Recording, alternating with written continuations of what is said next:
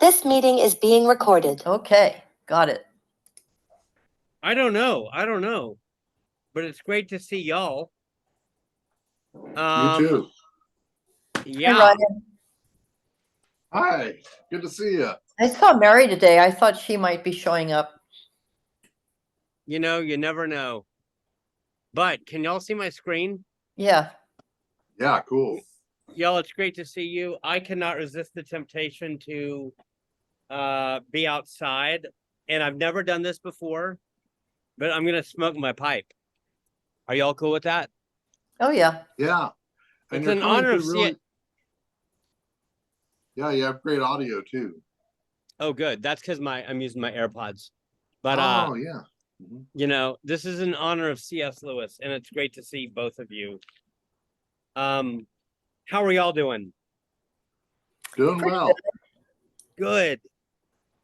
I hope to have read the chapter a second time through, and I didn't. And I feel bad about that because I never remember anything the first time I read it. Yeah. And I think that you're referring to book 3, right, Lila? Yeah, the chapter we were supposed to read for today, book 3. Yeah. Yeah. Yeah. And it's quite long, right? I mean, it's Yeah. But, and the thing is that there are a lot of things I've said, what? Are you kidding? And all that kind of stuff. oh yeah. But I decided not to nitpick and just read through it. Oh, And, I'm so glad. yeah. Yeah, there's one or two things in here that are eyebrow raising. Nitpickable. Or more, maybe highly offensive for some people. I don't know. And maybe for me. But Yeah, don't feel bad, Lila, because I didn't make it through. It's a long book.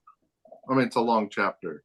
Yeah, it is. Yeah, and I'm of the opinion that the things that I don't agree with everyone, even me. I don't agree with me all the time. Well said. Well said.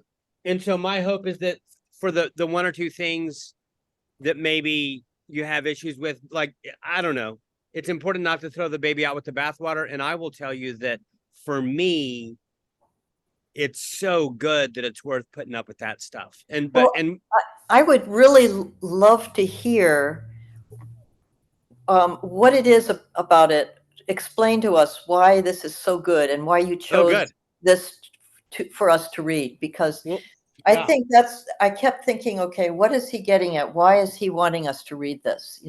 Good. Yeah. So let's just dive in then. Yeah. And probably when it gets dark, I'll move inside.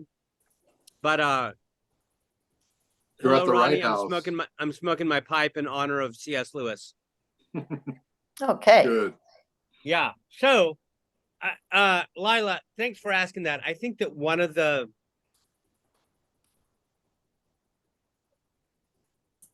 I think when it comes to book 3, I think that the best answer to your question is something that we were talking about a little bit at Batch last time. Uh-huh.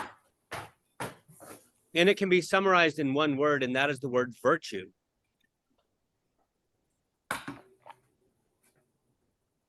And so, in that vein, I have a little outline, and I also ran out of time, so y'all don't feel bad. I also ran out of time, and I'm kind of, flying by the seat of my pants. But I wanted to start out. Do you see the 0 on my desktop there on the little outline? Y'all see that? Mm-hmm. Yes. When I put a 0 on an outline, it's my cheesy way of saying that's sort of like an introduction. It's kind of like prolegomena. That's a weird word. Stuff that you say before you say everything else. Introduction, preliminaries. That's what the 0 means. Okay. So I wanted to introduce it with a quotation from page 109, because I think that one way to think about this is C.S. Lewis is talking in this book. I think that book 2 is very different from book 3.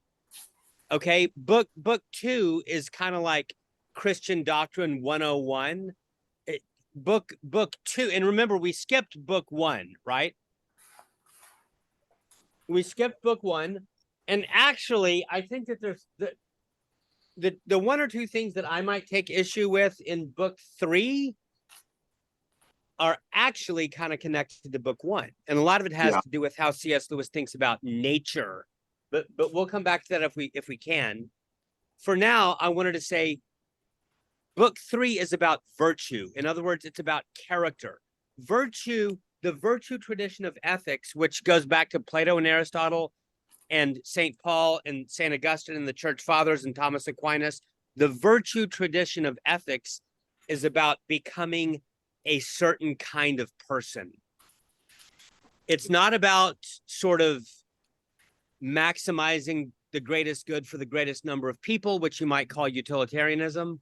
It's not about following some sort of rule, like an ethical rule. No, it's not about that.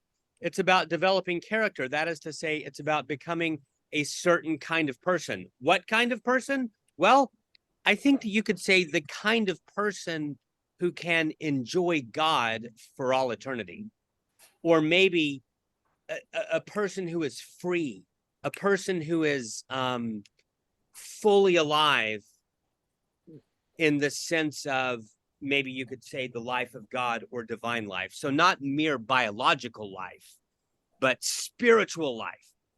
The virtue tradition is about becoming that kind of person. And a lot of it happens through habit, but we'll come to that. I wanted to start out with this notion. Look at 0 on the little outline, if you don't mind. And by the way, if y'all have anything to say, please chime in at any time. But I think that this quote on page 109 that I'm about to read is very good, because it's about things that change and things that do not change. There's certain things in our life, in our world, in human existence, the human experience, that are always changing. And there's other things, according to C.S. Lewis anyway, that don't change. By the way, I ran out of time. I really wanted to go grab a Book of Common Prayer and find 3 or 4 collects that talk about how things are always changing. So, for example, one of the collects in Lent talks about the swift and varied changes of this world. That's the collect. It was 2 or 3 Sundays ago where it says, among the swift and varied changes of this world, may our hearts surely there be fixed where true joys are to be found. So you can see that in that collect, there's both things that change and then something that doesn't change. There's another collect, and I don't remember when it is, like what Sunday of the year that it is, that talks about things temporal. And it talks about how this world is passing away. Okay. Now, for me, that's very, very important. This idea that the world is passing away. It's actually something that Christians have in common with both Buddhists, who understand that everything around us is changing and passing away and in complete flux. And it's something that Christians have in common with nihilists, people like Nietzsche, who say that the world is just a blooming, buzzing confusion and there's nothing that's stable. So all I'm trying to say right now is that C.S. Lewis is talking about things that change on the one hand versus things that do not change on the other. And that's important. So I'm going to read this quote on page 109. And actually, I'm really sad right now because I also wanted to pull up the PDF. So when you say page 109, which subsection are you in? Number 8, the great sin? No, in fact, I skipped that chapter. Okay, I skipped 2 chapters. I have a different edition, so if you would tell me which subchapter we're in. Nice. And that's one reason why I wanted to pull up the PDF on my computer. Ryan, I don't know. I don't suppose you have a PDF online, do you? I do, and I think. Could you email me the link real quick? Yeah, let me do that. Hold on. In the That'd be awesome. meantime, could you tell me which subchapter we're in? Yes, ma'am, I will. Thanks. And Ryan, actually text it to me. Okay. Chapter 6. Okay.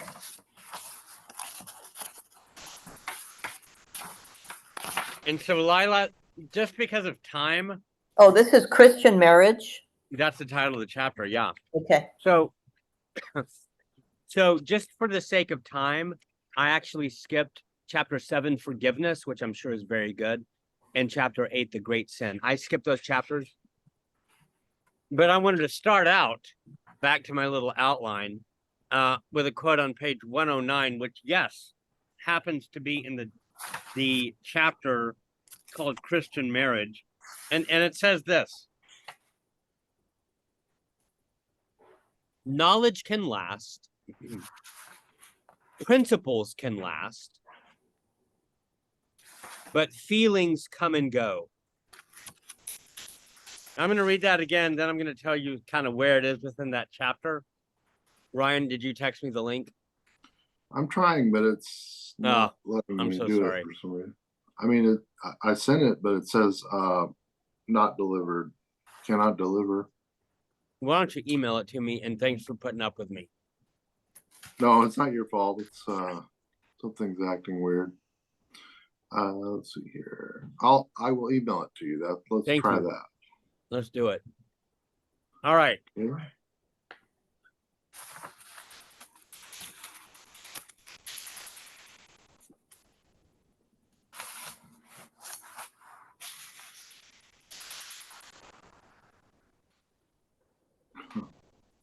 Okay.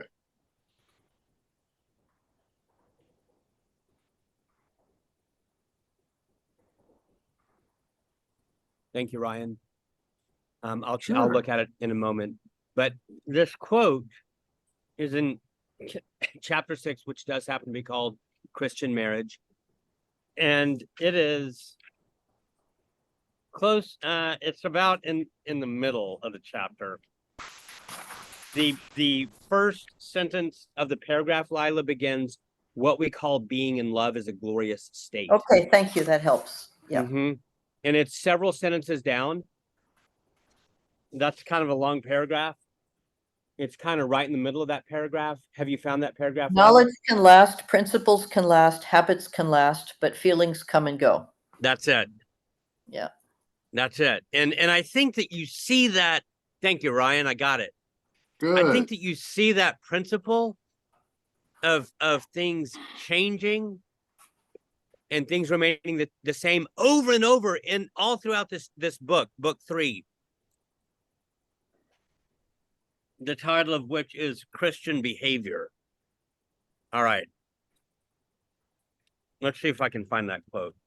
Y'all can see my desktop, right? Yeah. I have to go upstairs and get something. I'll be right back. Great.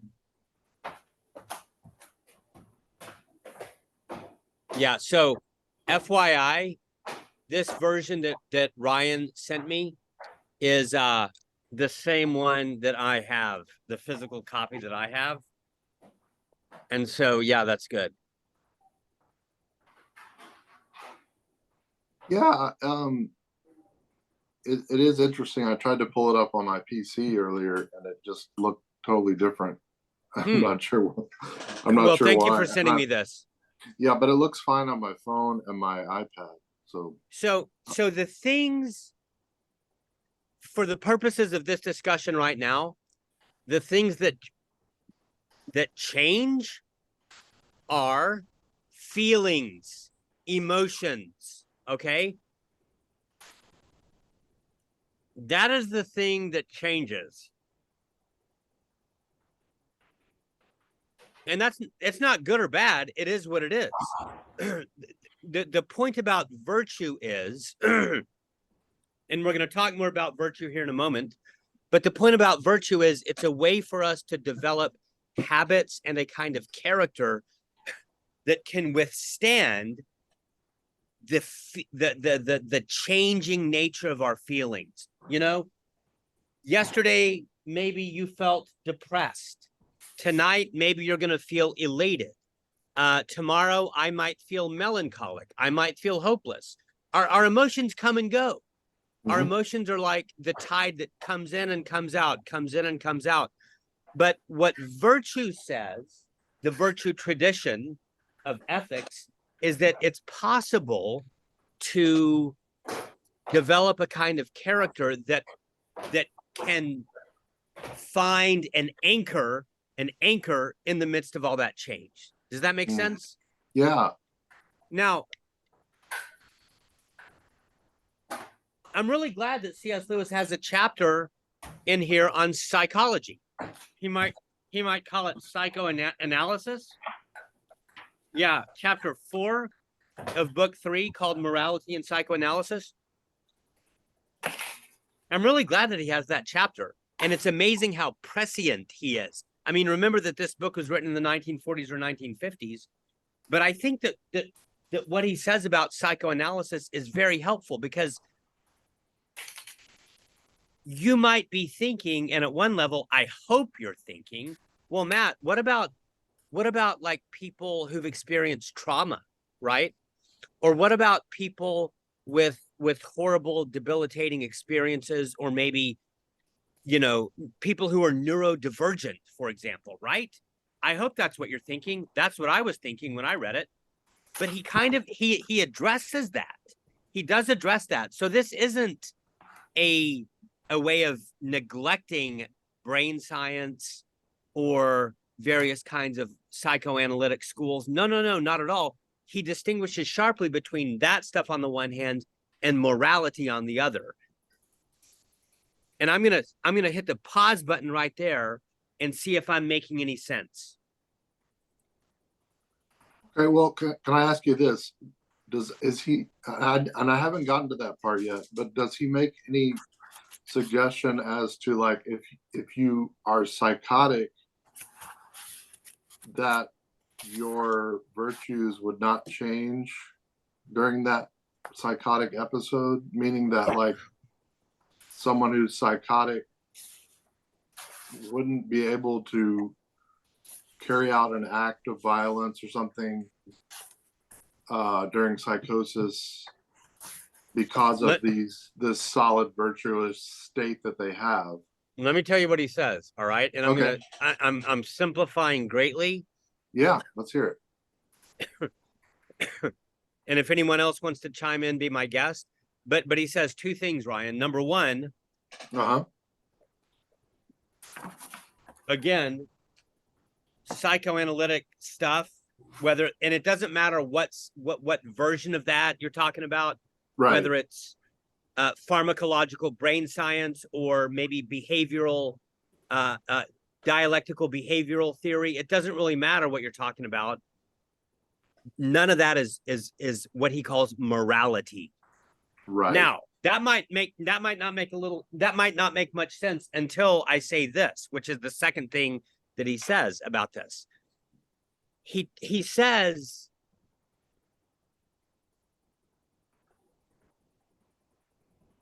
I'm gonna try to put it super simply, like, what matters and what you might say is what God cares about.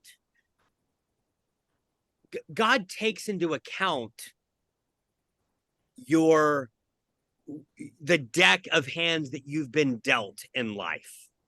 Yeah, absolutely. Whether you're talking about neurodivergent stuff in your synapses, or whether you're talking about abuse that you may have suffered when you were an infant or a child, or anything else like that. We're all different.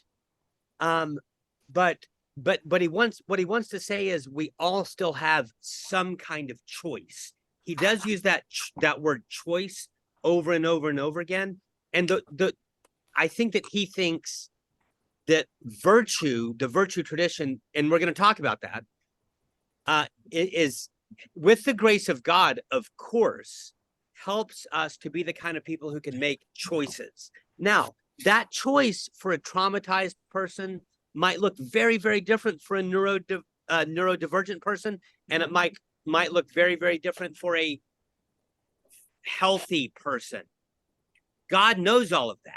So, for example, it may be that a neurodivergent person is not able to hold down a job, and someone who's psychologically healthy can. No problem. It's not the virtue tradition is not saying that the neurodivergent person must hold down a job. No, no, no. The neurodivergent person must make the kinds of choices in the face of changing emotions that is appropriate for them. We don't know what those choices are. God does. God does, right. And that is, he says, this is why human beings are not called to judge.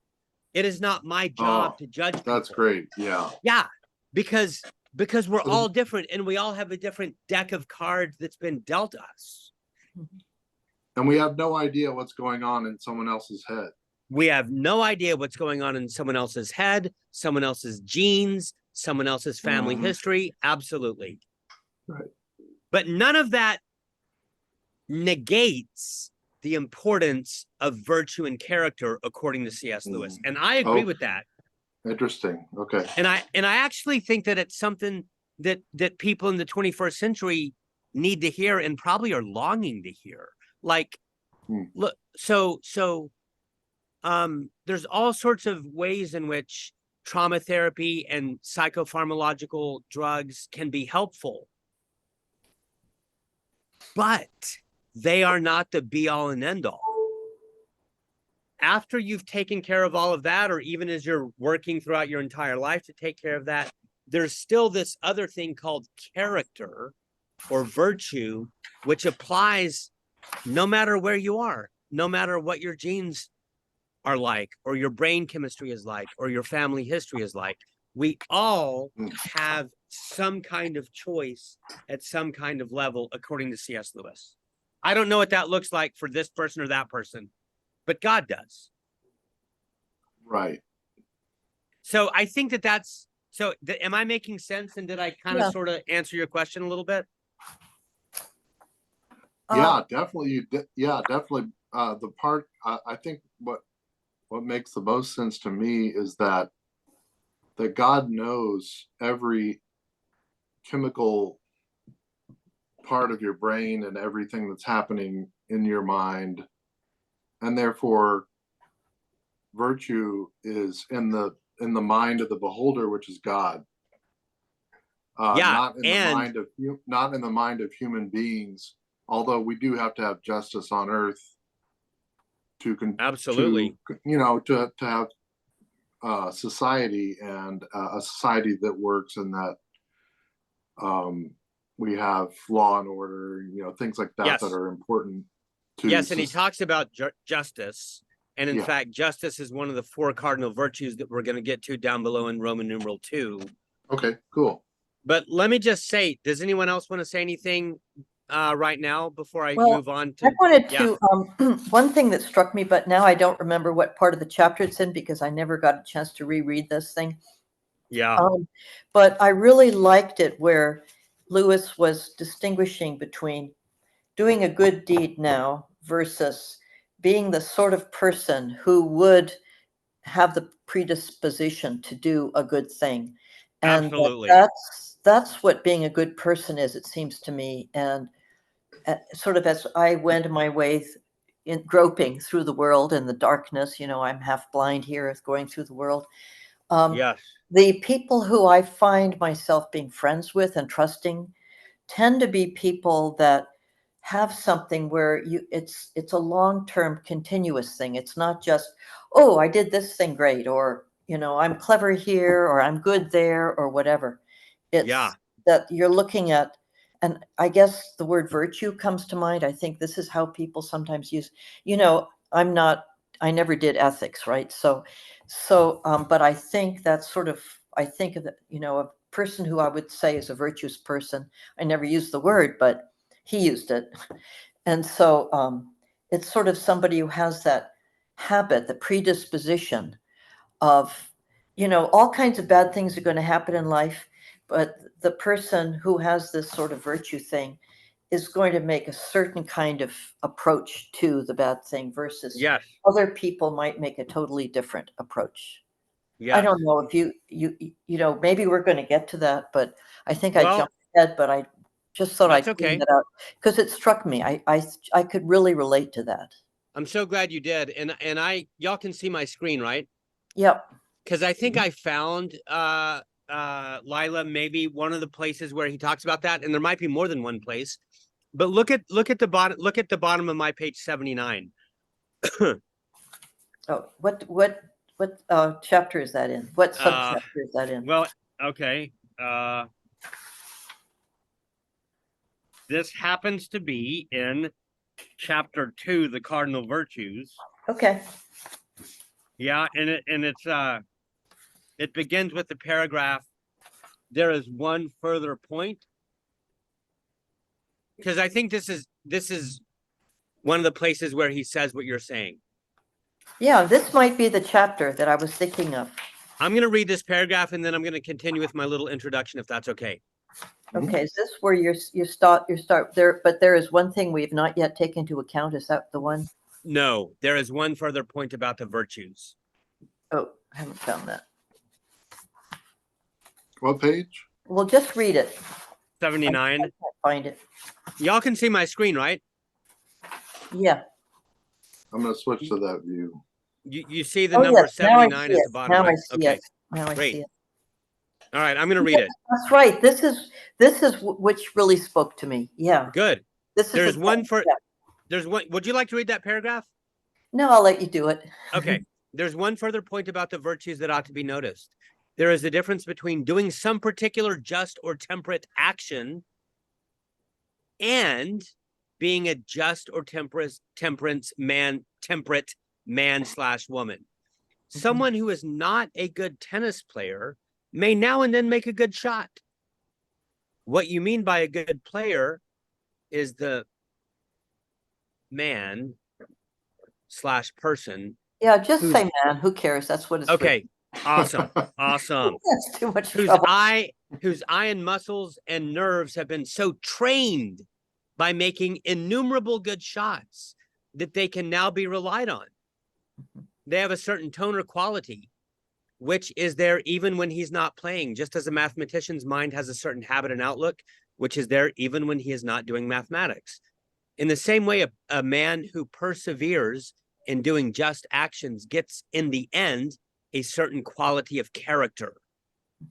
Now it is that quality rather than the particular actions, which we mean when we talk about virtue. So that tennis player gets that virtue of being a good tennis player, this is my backhand, through habit. Okay? I got it. That was a good one. And later, he talks about how you can imagine a tennis player who makes a really good, like a I don't know, think about someone who's never played tennis. Let's just think about a drunk person who gets on the tennis court. That person might make a really great forehand winner, but it's luck. Or I think what he talks about is someone can make a great tennis shot because they're angry and they hit the ball really hard just because they're mad. Yeah. And, you know what I mean? But that's not what we're talking about. We're talking about because that person lucked out. They don't have the virtue of being a good tennis player. The good tennis player, the virtuous tennis player, is someone who has become a certain kind of tennis player through habit. So, Lila, how did I do? Yeah, I mean, the thing is, I guess I would then sort of taking it away from the tennis playing and just sort of, as I was just thinking to myself, the people who I have kind of chosen as friends, not consciously, the people who are my friends are people that I feel I can rely on and depend on to be good people in a certain way, whatever my definition of a good person is, right? And we're going to get to that. That they won't hurt me, at least not, they might, but it wouldn't be because they're trying to hurt me, right? That kind of thing. And yes, I think that we're all looking for that kind of person. And also we all probably want to be that kind of person. That doesn't mean we all succeed because we screw up all the time. But And I guess, yeah, this tennis player thing and stuff. So he was bringing out this distinction, and I really related to it. So Good. You'll see that I'm adding something okay, to the outline. are you adding? Oh, I see. What comes on the far side of being a good person? Yeah. All right. The far side, like the far side of the world, or just on the other. What comes after or beyond being a good person? We're going to come to that, okay? If we have time, and we're with me. I actually am a total agnostic on that. Okay. Well, and then again, it's an article of faith for me. This pops up in the section on faith. To be not, I don't know if I'd call it a good person, but to be steady in this way that he's talking about. Okay, awesome. Y'all, I'm going to keep going with my little introduction. Is that okay? Yeah. Because you see on this first line of 0, it says things that change. What are the things that change? For the purpose of this discussion, what is it that changes? Well, you can change what kind of food you like. You can not love anyone again anymore. Look at my screen. What's the word that's highlighted? Feelings. Feelings. Yeah. That's what we're talking about. It's feelings that change. I might be super depressed tonight and really elated tomorrow. I might be melancholic next week. I might get depressed. Like, the feelings come and go, right? There's temptation. There's anger. There's envy, jealousy, all of these things, they come and go. This is the thing that changes. But then there's something else, according to C.S. Lewis, that doesn't change. Okay, now, you see, you get the point about feelings. Okay, here's what's really weird, though, I think, and very provocative. On the one hand, C.S. Lewis is saying that feelings come and go, and that this is a problem for the human being. Like, we need to find a way to become a certain kind of person, a virtuous person. We're going to define virtue a little bit in a moment. In spite of our changing feelings. That's the whole ball game. The whole ball game is how to deal with feelings that always change. You know, I might really want to have 3 beers tomorrow night, but is that necessarily good? Probably not, right? On and on and on. Feelings. That's the thing that changes, and that's what presents a challenge for human beings. And surely we don't need to talk about that ad nauseum. I mean, far be it from me to turn this discussion into a political thing, but I can't help it. My stock example for someone who's at the mercy of their feelings is, well, in Plato's Republic, it's the tyrant.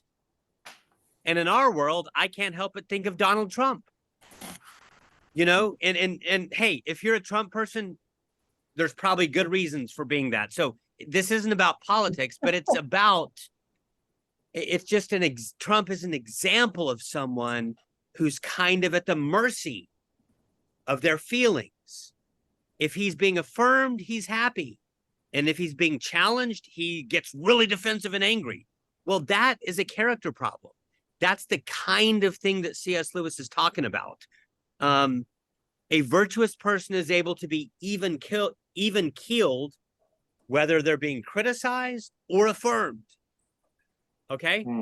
So feelings come and go. And it is a huge challenge for us, for me, for all human beings. Now, here's what's weird, because on the one hand, feelings are a big problem or a challenge for us.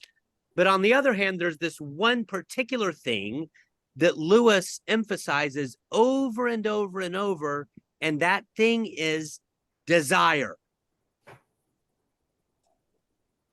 Now, that's kind of weird, because you could say that desire is a feeling. And you wouldn't be wrong. But still, Lewis says that desire is a huge piece of how Christians become virtuous people. And I'm going to read a little bit on my page 136, and I'm going to pull it up on the screen, on the PDF. Okay. And Lila, I know what you're going to ask me, so I'll go ahead and tell you. What subsection is it? And it is chapter 10, hope. Okay. Because you see, as we're going to get to in a moment, there's 4 cardinal virtues. Courage, that's the first one. Moderation, temperance, or yeah, that's moderation. Courage, moderation, justice, and prudence. And we'll come back to those. And then there's 3 theological virtues: faith, hope, and love. And we're going to come back to that in a moment. But for now, this is in chapter 10 on hope. And I just want to read a little bit about what he says about desire, because it's very strange. On the one hand, feelings are a problem. On the other hand, desire is part of the solution. And yet that's kind of weird, because you might say, well, isn't desire a feeling? And I think that what C.S. Lewis would say is yes and no. Okay.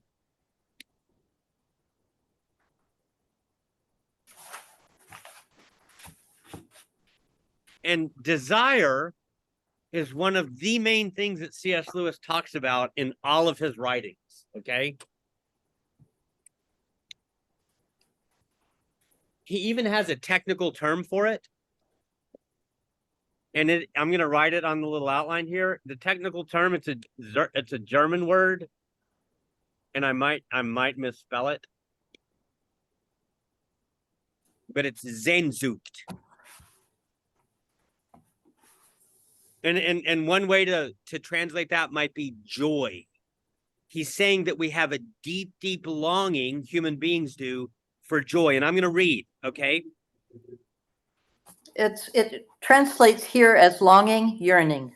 Good. Perfect. Now, do you see where we are, Lila? This is chapter 10, hope. Yeah. And you can see how he has a little 1 called the fool's way. Yeah. And then there's 2, the way of the disillusioned sensible man. That it's great material, by the way. But then 3, he says the Christian way. I'm going to read that, okay? Okay. The Christian says, creatures are not born with desires unless satisfaction for those desires exists. A baby feels hunger. Well, there is such a thing as food. A duckling wants to swim. Well, there is such a thing as water. Men feel sexual desire. Well, there is such a thing as sex. If I find in myself a desire which no experience in this world can satisfy, the most probable explanation is that I was made for another world. If none of my earthly pleasures satisfy it, right? I can get all the wealth in the world, all the fame in the world, the best food, I can travel, I can have lots of great sex. But if none of my earthly pleasures satisfy it,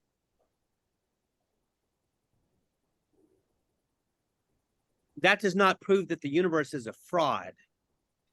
Probably earthly pleasures were never meant to satisfy it, but only to arouse it.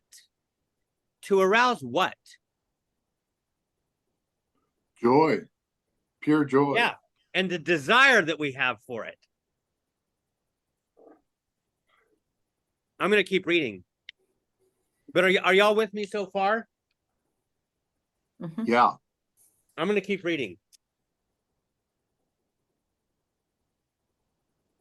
Probably earthly desires were never meant to satisfy it, but only to arouse it, to suggest the real thing. If that is so, I must take care, on the one hand, never to despise or to be thankful for these earthly blessings, and on the other, never to mistake them for the something else of which they are only a kind of copy or echo or mirage. I must keep alive in myself the desire for my true country, which I shall not find till after death. I must never let it get snowed under or turned aside. I must make it the main object of life to press on to that other country and to help others to do the same. So, yeah, let me just say a thing real quick, and then I'll see if y'all want to respond. So a lot of what he's talking about in this book, I mean, book 3, Christian behavior. A lot of what he's talking about is the fact that for Christians celebrate all earthly delights. Pipe tobacco, beer, sex, money. Name some other things. Video games. Video games, Movies. Movies. TV. Good. Gardening. Exercise, running, snow skiing, mountain climbing, right? Yeah, parachuting out of an airplane, or you go. Extreme sports, that sort of thing. Yeah. Ice cream, pizza, yes. I would throw marijuana in there. Okay. Oh yeah. So Christians affirm all of this, but for C.S. Lewis, none of them are the real thing that we're after. In other words, we should receive them as gifts and learn to use them properly and really to enjoy them, but always to remember that those things are really little bitty tastes of something else. What is that something else? Well, it's God or heaven. And there's probably a lot of other ways to talk about it. But you see, the point right now is desire. Because on the one hand, our shifting emotions are a real problem for us, right? I mean, if you know anyone who struggles with addiction, that's what's going on. It's these feelings. In fact, my definition of addiction is a desire to change the way you feel by a kind of compulsive behavior. Well, that's about feelings, all right? And it's a problem for human beings. In fact, it might be the problem for human beings. But on the other hand, C.S. Lewis says, oh, but there's this thing called desire, and that's a huge clue to what it means to be a good person. It's a huge clue to what it means to become strong and healthy and stable, to use Lila's term. It's a huge clue as to what it means to become satisfied and fully alive. And what I'm trying to say right now is that that's a weird tension. And I think that one of the ways to solve that tension is to say that this latter kind of desire, or Sehnsucht, is not a mere emotion.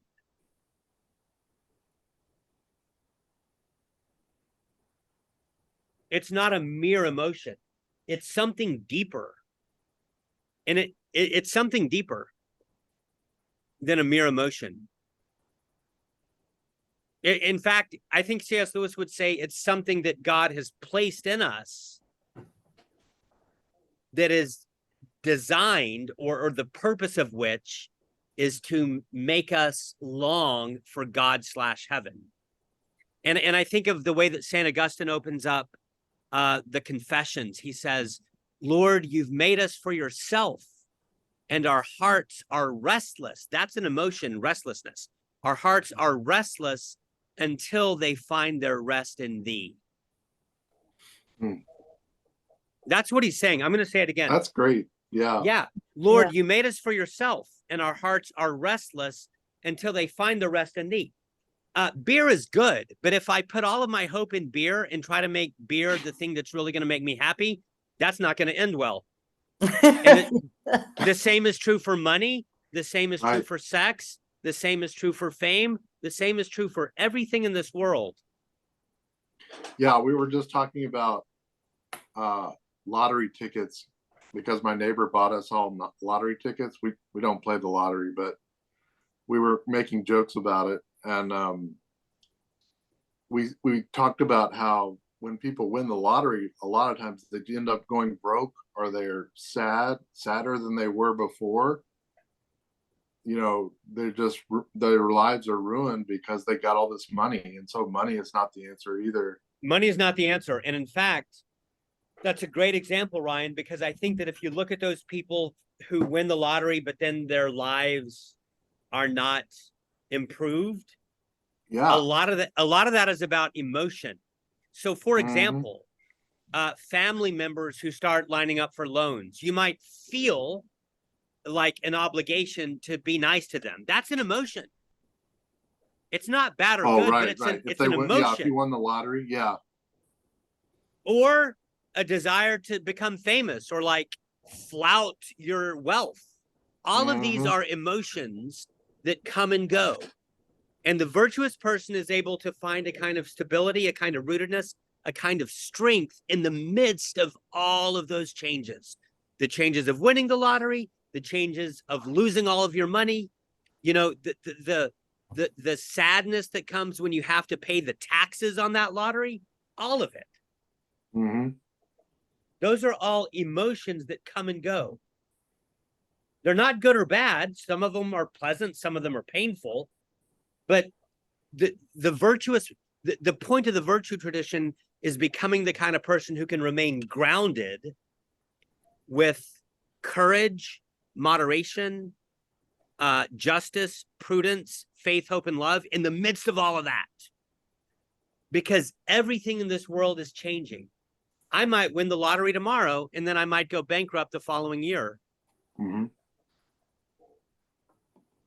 Yeah, up, down. Everything's changing. Yeah, and so that was kind of insightful for me to think about, like what would I do if I won the lottery, you know? And at first it was all just kind of silly jokes, but then we started thinking seriously, like what would you really do? And then we all realized, in fact, my landlady, who's a great Christian woman, really sweet lady, she said, you know what, it doesn't matter how much money you have, you'll never be happy with any amount of money. And so I really respected her for bringing that up. I think it's a great point. And in that, Lila, go ahead.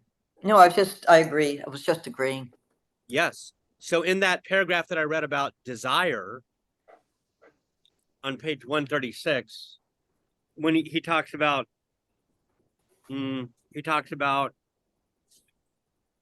earthly pleasures, we could make a long list.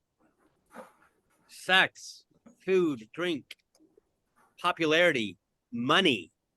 The virtuous person can be happy with money or without money.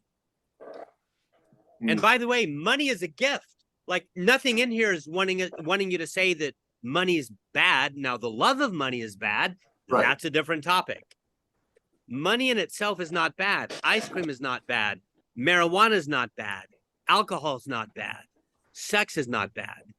The virtuous person can remain grounded and peaceful with it or without it. And then when you become free in that way, you can receive things as gifts. You can receive money as a gift.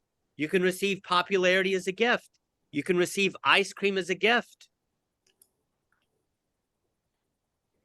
All right. Yeah, and not be overwhelmed with that need for ice cream every day. Exactly, which is a huge problem for a lot of people. But I think this is a really and I'm sure he gets to it, but I think it's an impossible task to really achieve this. And he even says, which I shall not find till after death. Yes. And you'll see Roman numeral 3. Okay. What comes on the far side of being a good person. Because you're right. And he talks about that at length in the 2 chapters on faith. Okay. I haven't gotten that far yet. Let's press on, okay? Okay. Now, I want that was a little introduction, and we're almost out of time because I'm gonna land the plane at 8:20 if that's okay with y'all. Sure. And if we can't finish everything, hey, that's what batch is for. All right. So I'm now going to start at the beginning with the first chapter, I think. The first chapter called The Three Parts of Morality, which I think is brilliant. And I just want to talk about it in terms of the ship analogy that he gives. Do y'all remember the ship analogy? Mm-hmm. Who can summarize that? He says the human being or the human race is like a fleet of ships. What does he mean? That they're all not well. They all have make their own decisions, but they're also making decisions together in a large group. Yes. He You says. know, I really like that analogy. That was cool. I'm glad you want to summarize it for us? Well, the way I understand it is, so a ship is like a person. And so there's three things that have to go right. One is the ship has to be able to sail correctly and not sink. Yep. The second is the ship has to be able to not bang into the other ships as they're sailing along. Oh, right. Yeah. Mm-hmm. They have to all be going in the same direction and not bang into each other. And then the third thing is the whole fleet of ships has to be going to where they want to be going and not there. If they're trying to get to China, it's no good if they're going towards Spain. Yes, and they have to know where they are going. There has to be a destination. Yeah. And you see the three is the individual person, the society, and God. That's right. And I thought that was so cool. It was really a great analogy. It's very good. And so the individual ship is like the individual human being. There's the inside of the ship has to be working properly, right? Mm-hmm. The gears have to be oiled and the engine has to be connected to the gears, and all of these things have to be working properly on the inside of each individual ship. And well, that's also, not just the ship, but the ship is all together with its crew. I mean, I'm thinking of sailing ships. Okay. Absolutely. So I mean, the crew has to know how to raise the mainsail and have it not tear and have it work correctly so that the ship is going to go in the right direction. Absolutely. The sails cannot be torn, et cetera, et cetera. Yeah. So the ship, as analogy to the person, is the ship plus the crew, because the whole person has to be operating in his or her own interest. And yes, whatever. but the crew in the crew of the ship is part of the internal workings of the ship or the human person. Exactly. And then each ship is itself, but then all the ships together make the fleet. Exactly. And that's where the fleet's no good if the ships are banging into each other. Right. And wait, say that again. Well, the fleet isn't doing a very good job of being a fleet if the ships are banging into each other. Also, if that's happened, if the ships are banging into each other, is each individual ship going to be able to work properly? Are the sailors going to be able to hoist the sail if they're getting smashed by some other ship? Right. I guess not. No. And he says that. So each individual ship has to be working well as an individual, and all of the individuals have to be working in harmony. Mm-hmm. And if either one of those two things is messed up, everything will be messed up. Yeah. Yeah, I really liked how he said that. How most people think that if your outside appearance and actions are okay, then it doesn't matter about your inside. That's your own choice and your own decision to be what you want to be on the inside. But really, if that's not working either, yeah, the whole fleet is ruined and the whole ship is ruined. Well, the ship is ruined and then the fleet. So yeah, the it has to begin with the personal. What the metaphor is that you are a ship by yourself, right? That the Yes. workings of the ship. Yeah. But you have to have both, because if the ships Yeah. are banging into each other, the individual ship of my life is going to get messed up. Mhm. So it's really both.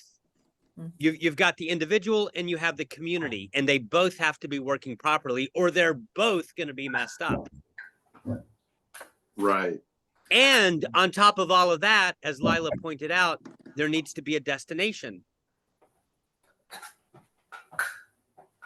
Otherwise, A, what's the point? And B, if there's no destination, like, are they just supposed to sail forever? That's not going to go well. Mm. Right? There has to be a destination and an end, and something that you're striving for. The point of having the fleet sailing in the first place. I mean, That's why true would also. it be sailing in the first place if it wasn't trying to get somewhere? Absolutely. Good. So y'all, that's the 3 parts of morality. And that's the first chapter. I guess it's chapter 1.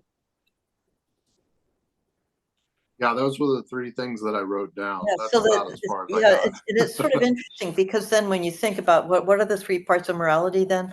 One of them is the inside of you being a good person, whatever that means. And the second one is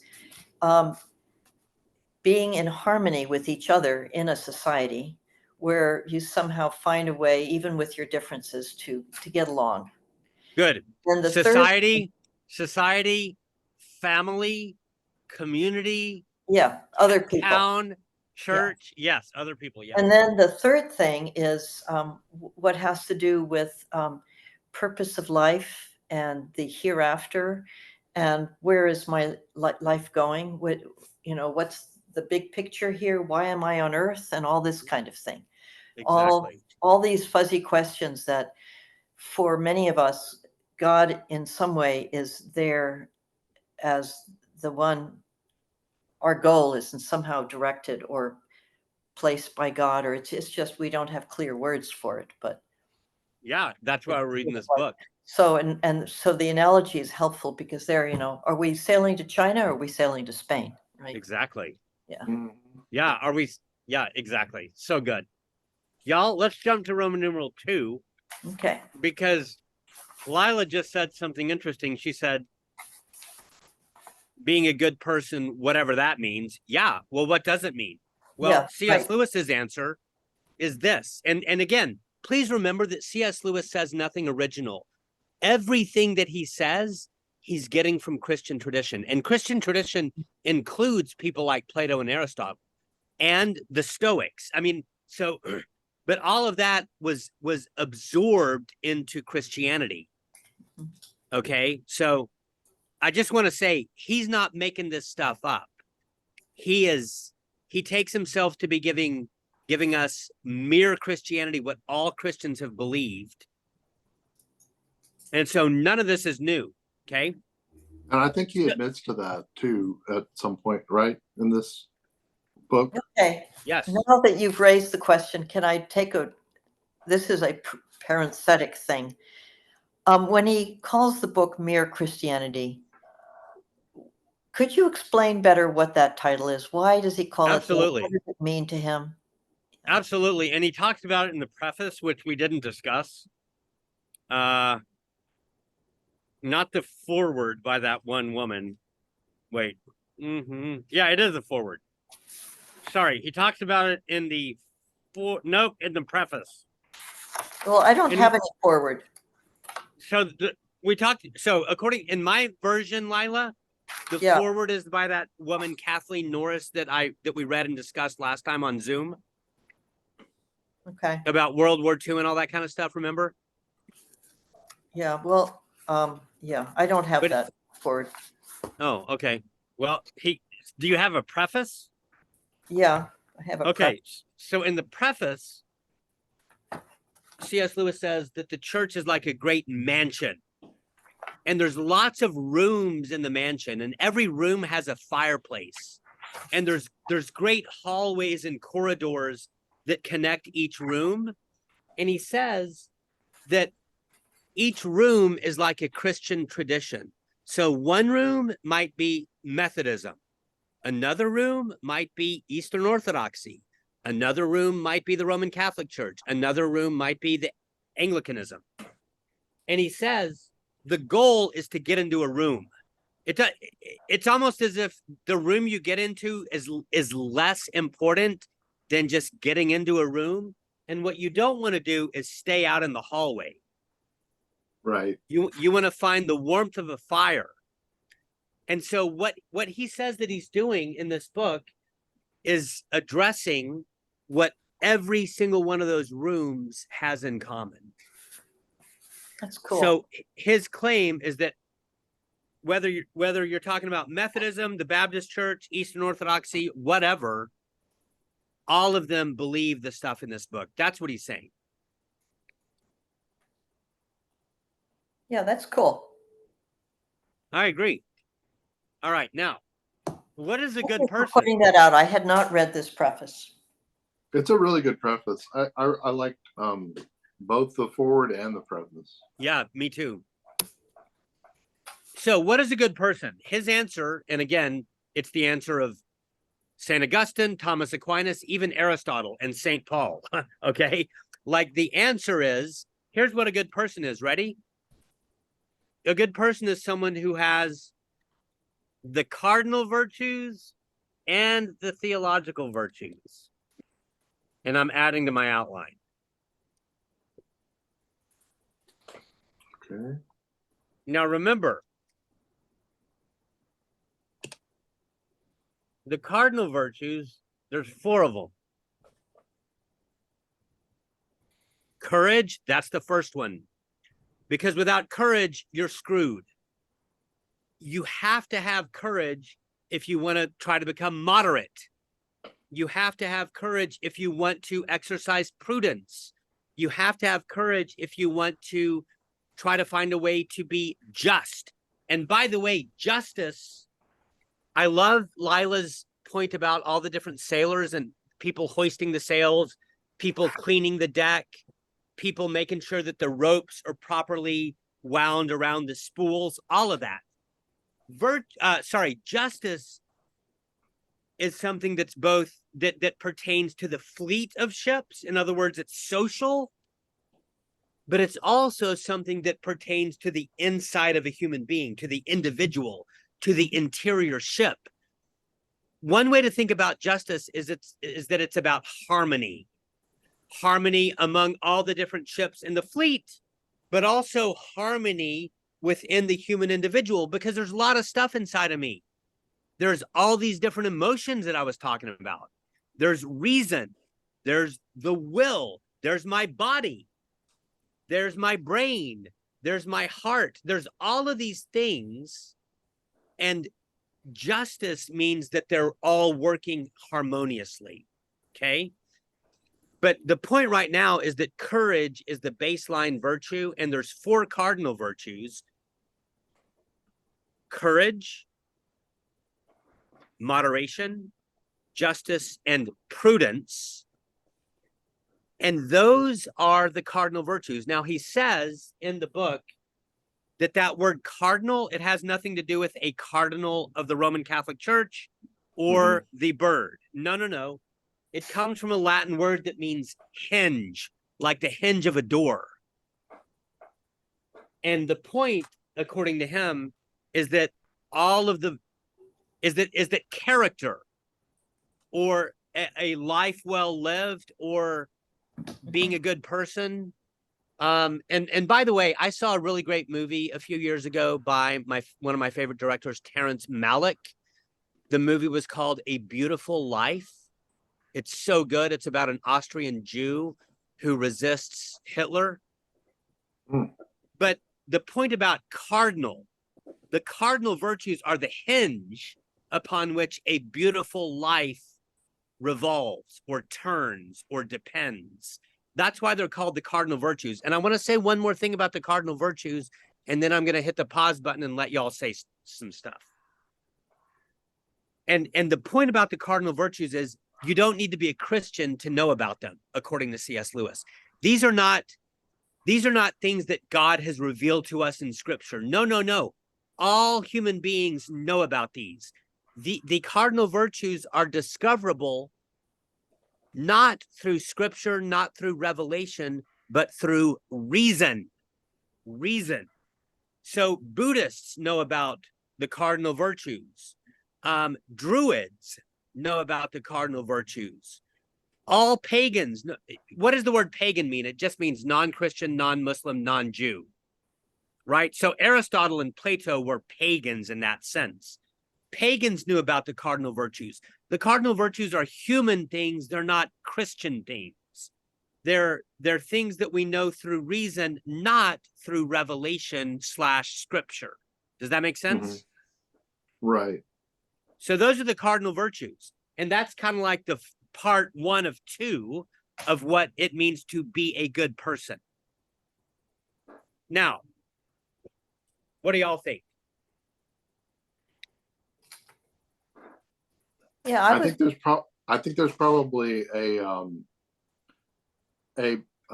big reveal that's coming, because at the heart of Christianity, we can't attain any of these virtues on our own, right? There is a big reveal coming, and it's in the 2 chapters on faith, and that's why I wrote what comes on the far side of. And I'm gonna add trying to be a good person. That's great. I mean, it's good to try to be that. I mean, definitely you should. I think everyone, well, not everyone, but. Well, C.S. Lewis would say you have to. Yeah. He would say, he like, there's this one passage where he says that, oh man, I'm tempted to look for it, but I'm not gonna. He says, like, you'll never know how hard the wind blows if you give into it after 5 seconds. He says, you don't learn. One of the analogies he uses, he says, in fact, I'll find it. I'm going to find it.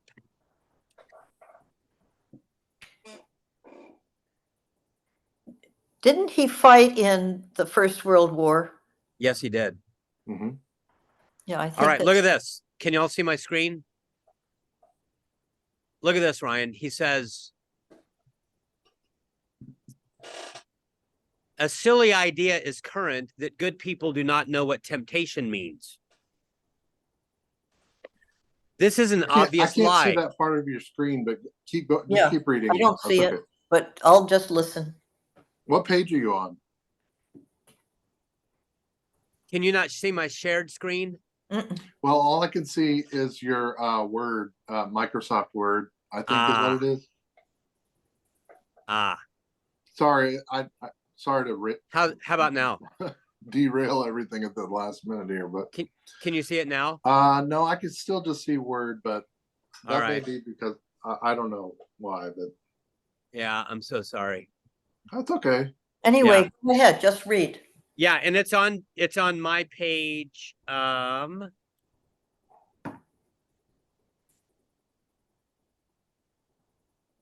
Just read. Okay. It's on my page 142. I'm going to read. Okay, gotcha.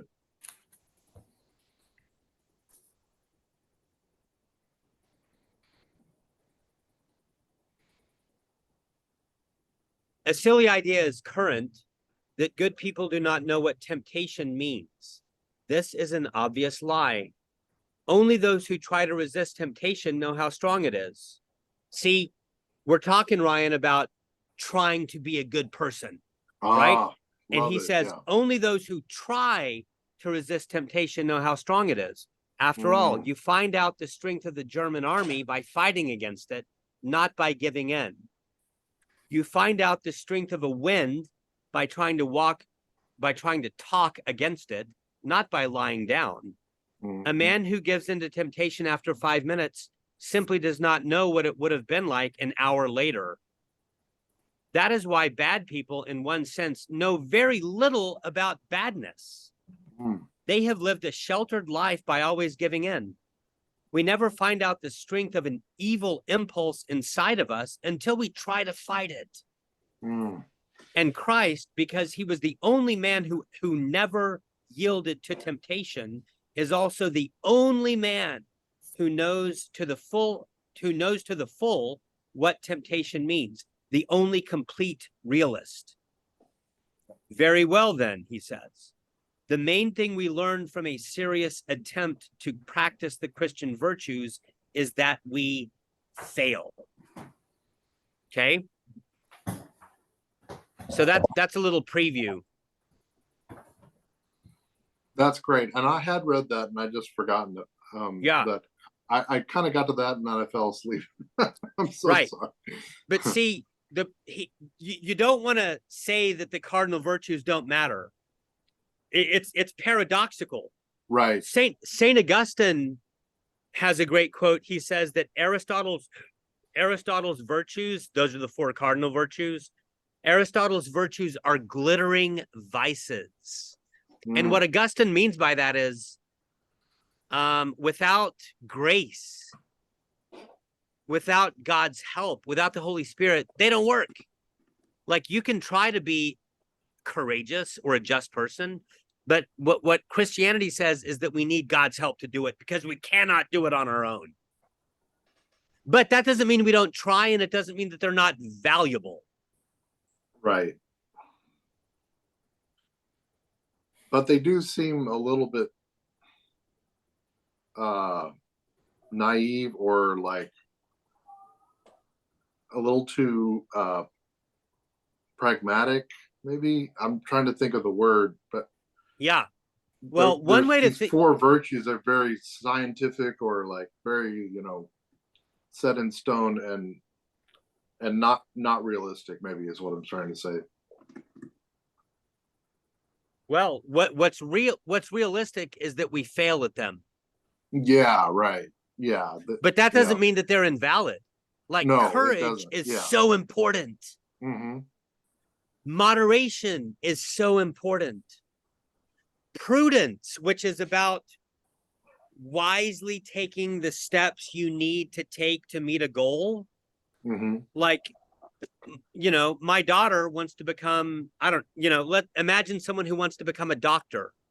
Well, what steps do you need to take to get there? That's prudence, right? Mm-hmm. It's very important. So I guess I think what I was talking about is just the words themselves sound archaic. Oh, yeah. That's all I meant by that. Not that they're like they're old-fashioned words. They sound like if you went up to someone and said, "You need to be more prudent in your actions, young man," he's gonna laugh at you. Or that's what I'm saying. I think that was what I was. Yeah, good. Good. So, any other thoughts before we move on?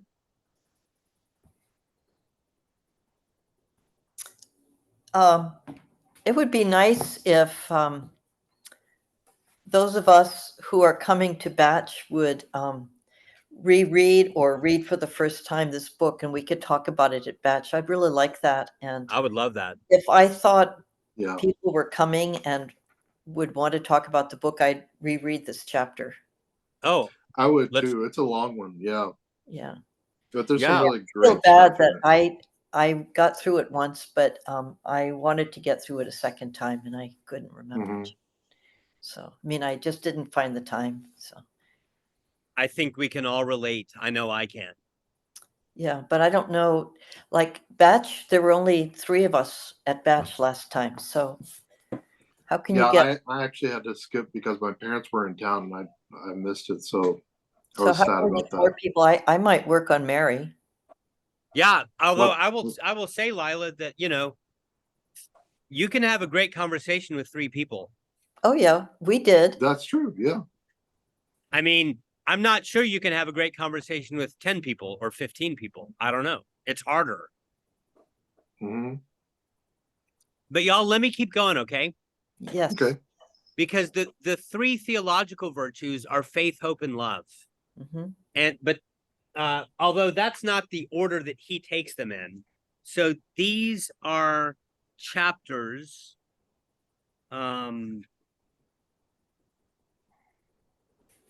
Within book 3, Christian behavior, these are chapters 9, 10, 11, and 12. 9, 10, 11, and 12. And so chapter 9 is called charity, which is the old-fashioned, you talk about outdated, Ryan.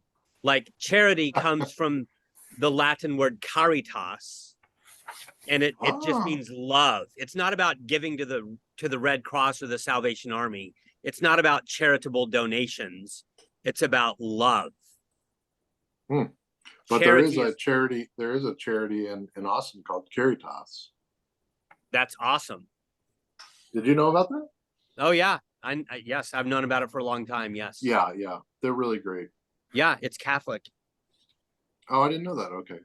Yep. Okay. And then there's hope. And then he has 2 chapters on faith. And yeah, so what I want to say is that according to C.S. Lewis, and again, he's not making anything up on his own. He's pulling from Christian tradition and even pre-Christian tradition. These virtues are not necessarily discoverable by human reason alone. In other words, we need help here. This is where the help comes in. Everything that Ryan was saying about how, and I was saying about how, here's what I would say. It's easy to think about the 4 cardinal virtues and have the feeling that we're supposed to pull ourselves up by our own bootstraps. Mm-hmm. Just try harder. Just be more courageous. You know what I mean?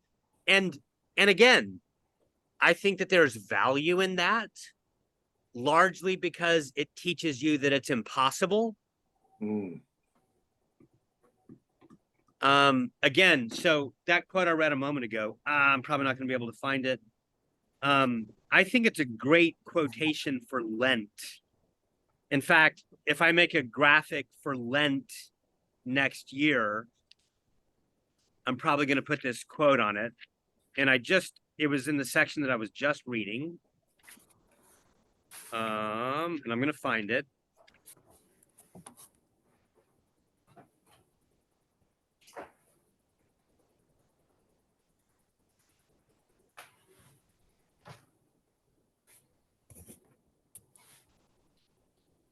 Oh yeah, it was in the chapter on hope.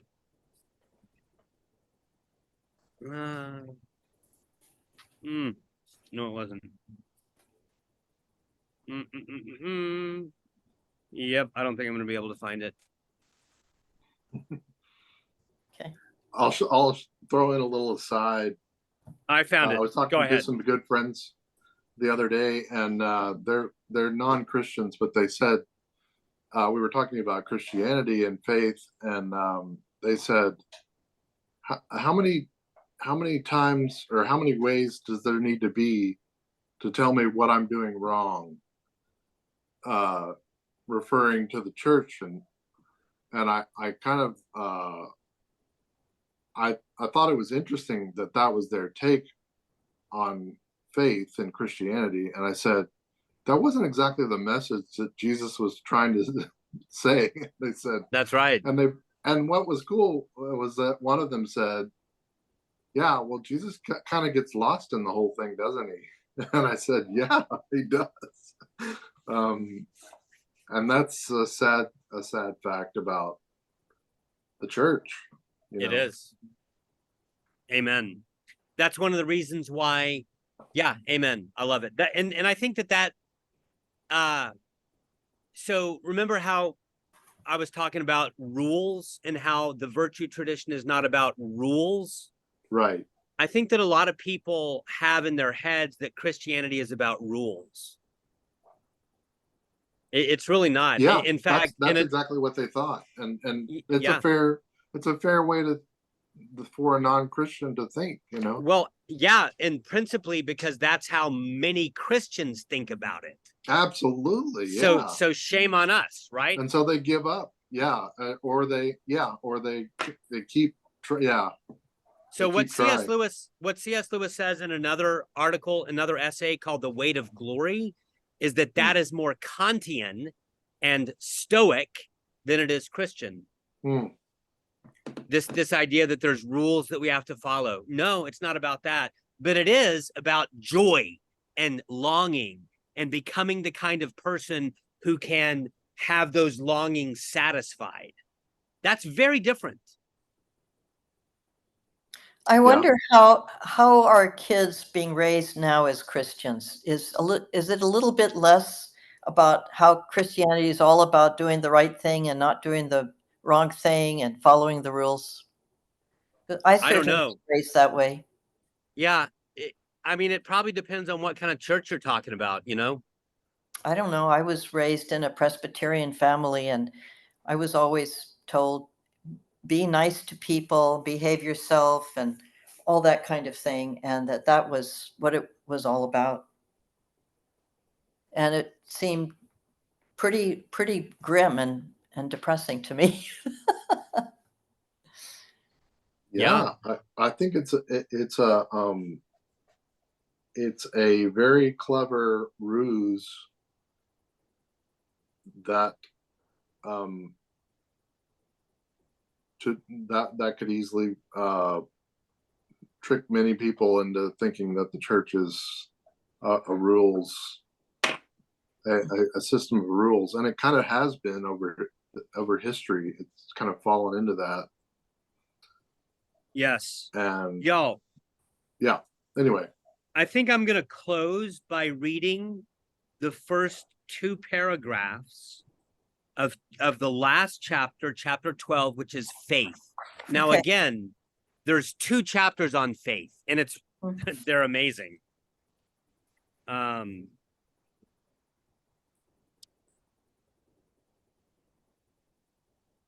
Yeah. Okay. I'm going to read the first two paragraphs of chapter 12, faith. I want to start by saying that I would like everyone to notice. I want to start by saying something that I would like everyone to notice carefully. It is this. If this chapter means nothing to you, if it seems to be trying to answer questions you never asked, drop it at once. Do not bother about it at all. There are certain things in Christianity that can be understood from the outside before you've become a Christian, but there are a great many things that cannot be understood until after you have gone a certain distance along the Christian road. These things are purely practical, though they do not look as if they were. They are directions for dealing with particular crossroads and obstacles on the journey, and they do not make sense until a man has reached those places. Whenever you find any statement in Christian writings which you can make nothing of, do not worry, leave it alone. There will come a day, perhaps years later, when you will suddenly see what it meant. If one could understand it now, it would only do harm. Of course, all this tells against me as much as anyone else. The thing I'm going to try to explain in this chapter may be ahead of me. I may be thinking that I have got there when I have not. I can only ask instructed Christians to watch very carefully and tell me when I go wrong, and others to take what I say with a grain of salt as something offered because it may be a help, not because I'm certain that I am right. And this is the last the last paragraph I'm going to read. I'm trying to talk about faith in the second sense, the higher sense. I said just now in the previous chapter, chapter 11, I said just now that the question of faith in this sense arises after a man has tried his level best to practice the Christian virtues and found that he fails. This is the kind of faith he was talking about in chapter 11. Trying your level best to practice the Christian virtues and finding that you fail, and seeing that even if he could, he would only be giving back to God what was already God's own. In other words, he discovers what's the next word? Bankruptcy. You see, that's great. Augustine says that Aristotle's virtues are glittering vices. In other words, they're bankrupt. Morally Like, bankrupt. Yeah. There, yeah, because we fail, and sometimes if we succeed, we can get arrogant and prideful about it, right? Mhm. So he's talking about bankruptcy. This is what happens on the far side of trying to be a good person, I would say. Mhm. Now, once again, what God cares about is not exactly our actions. We talked about that, right? How an angry tennis player might luck out and hit a great shot. That's an action. God doesn't care about that. God doesn't care about our actions. What God cares about is that we should be creatures of a certain kind or quality, the kind of creatures he intended us to be, creatures related to him in a certain way. Side note, that is a great definition of virtue, becoming the kind of creature that God made us to be. I do not add and related to one another in a certain way, because that is included. So now he's talking about the fleet of ships, you know, the social dimension of virtue. He's saying that is included. If you are right with God, you will inevitably be right with all your fellow creatures. Just as if all the spokes on a wheel are fitted rightly into the hub and the rim, they are bound to be in the right positions to one another. Does that make sense? And as long as a man is thinking of God as an examiner who has set him a sort of paper to do, that's what you were talking about a minute ago, Ryan, right? As long as you're thinking about God as an examiner who set you a sort of paper to do, or as the opposite party in a sort of bargain, as long as he is thinking of claims and counterclaims between himself and God, he is not yet in the right relation to God. He's misunderstanding what he is and what God is. And he cannot get into the right relation until he has discovered the fact of our bankruptcy. So this is where faith, hope, and love come in.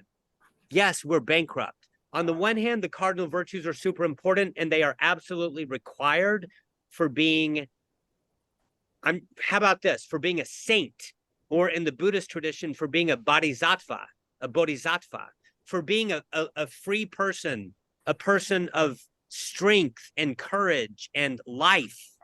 Yes, the cardinal virtues are absolutely necessary, and yet, without God's help, we find that we are bankrupt. That's what the last chapter, chapter 12 on faith, is about. Huh. Wow. You guys are awesome. No, this is a great book, and I didn't realize how long this book 3 was until I started reading it. I was like, oh my gosh. And that is also why it's really I designed, good though. Yeah. That's why I designed it as like once on Zoom, once at batch, because you're never going to get through it all, and it's helpful just to be able to discuss it more. Yeah. So yeah. Sure. Y'all, it's great to be with y'all tonight. Yep. Thank you. You too.